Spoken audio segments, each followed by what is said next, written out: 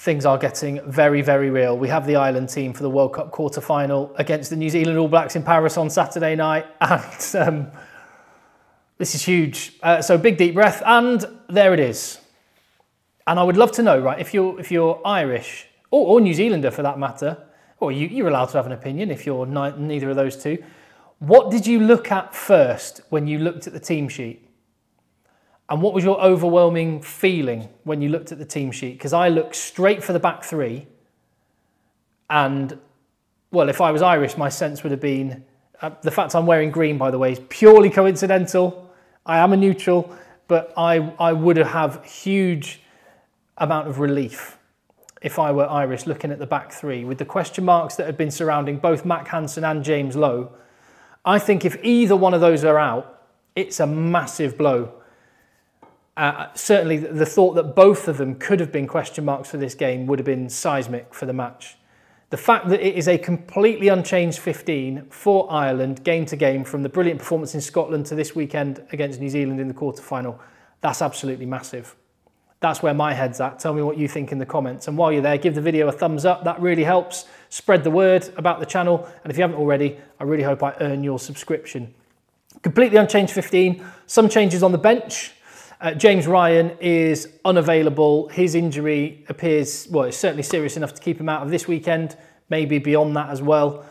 But the disappointment from James Ryan, as I say, is tempered by the fact that it's huge relief that Mack Hansen in particular, who missed training yesterday, he is available. It's important to point out as well that Ireland didn't have to name their team until tomorrow. They've named it a day early. So they could have given Mack Hansen a little bit more time just to make absolutely sure. I'm assuming he's taken part in training today. But also, is that a slight mind game? Is that a little bit of a flex on Ireland's part to say, yeah, we're going to name our team a day before we have to? Because that's how confident we are. It's interesting to see that South Africa, who usually name their team at the very start of the week, they're normally first to go to pull the trigger. They've actually moved it, and they're the last team to announce their squad. They're doing it on Friday afternoon, at the latest possible moment. Quite interesting. Does it mean anything psychologically? Will it be that tiny marginal 1% flex from Ireland? I don't know, but I think, as I say, relief is the overwhelming sensation. However, I will just temper that by saying one change on the bench, James Ryan aside, and Joe McCarthy comes in, who's maybe could count himself unlucky not to have been involved more in this World Cup anyway, so it's a strong option that they're able to include. But maybe I would temper the relief and the excitement by the fact that Jimmy O'Brien is on the bench. Now, Stuart McCloskey had a really good game at the weekend, had to come on earlier than would have been planned due to injuries, and he played really well. The fact that Jimmy O'Brien is in the matchday 23, to me, that rings a little alarm bell that maybe there is a question mark over, I guess, particularly Mack Hansen. Possibly James Lowe, possibly both. Is there a slight question mark there? And that is why Jimmy O'Brien, a player who is more naturally can slot in the back three so you can keep Gary Ringrose in the centre. Is that what's going on there? I wonder.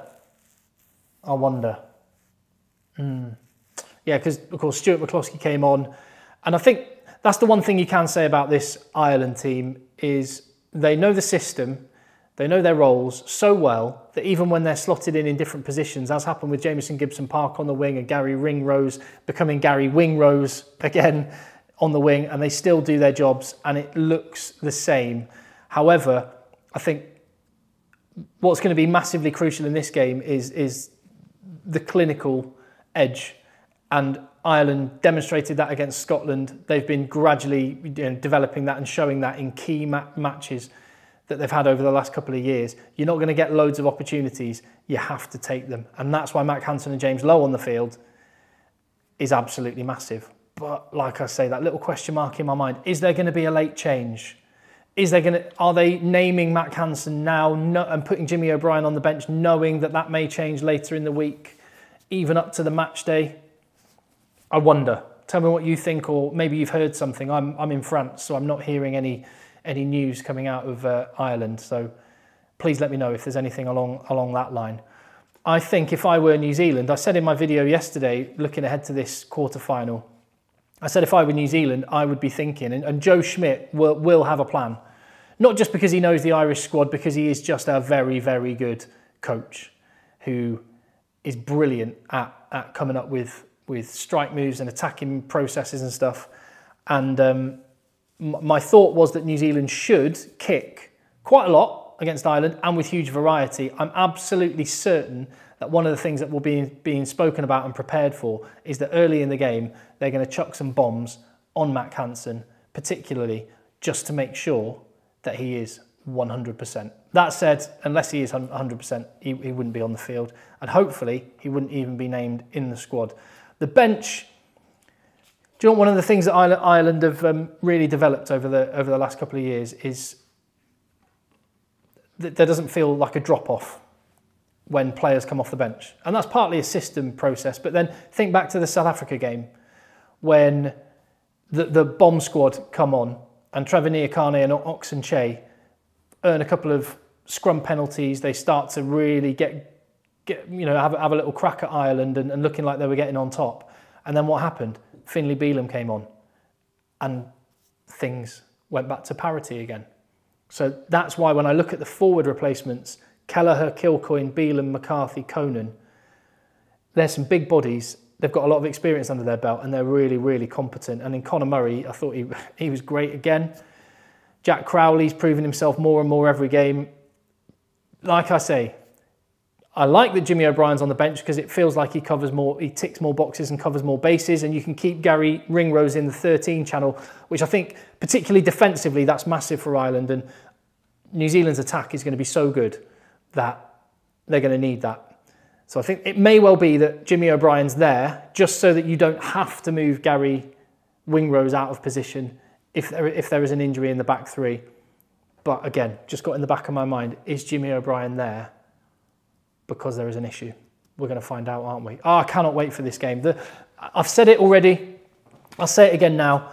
Soak this up, clear your schedule, make your excuses, do whatever you can, because this, with the 4 games we've got, partly due to the lopsided nature of the draw, all 4 games are knife-edge matches.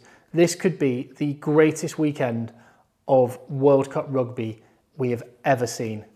And I've been privileged to be at a couple of Ireland games already. I'm going to be in Marseille. I will be keeping the videos coming on the channel, so I would love it if you would hit subscribe, give the video a thumbs up, and most importantly, leave your comments, which is where I'm going to head now and get stuck in with you. See you on the next one.